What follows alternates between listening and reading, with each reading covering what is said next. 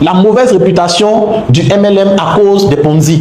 Beaucoup échouent parce que derrière, le nom ou la notion de MLM est méconnue.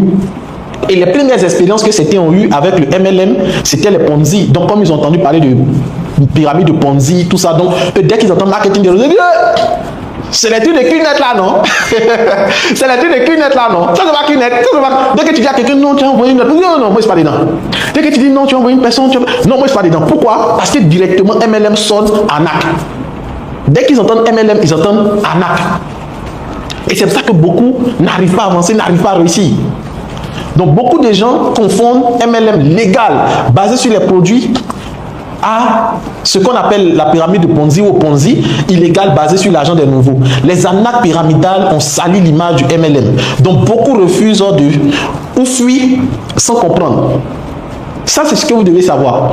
Il y a des gens qui n'arrivent pas à réussir parce que le nom, dès qu'on parle de MLM, et eux-mêmes, ils ne connaissent pas la différence entre ce qui est bon et ce qui est mauvais. Et c'est pour ça que j'ai écrit ce livre.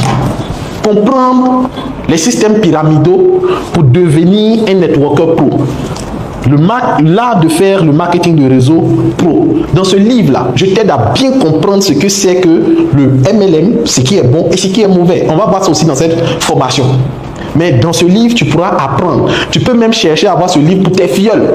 Ce qui est bien, tu n'as pas besoin de connexion pour lire ce livre. Partout, vous pouvez prendre ça même comme un guide pour pouvoir développer de très bonnes compétences. Donc c'est important pour toi de comprendre.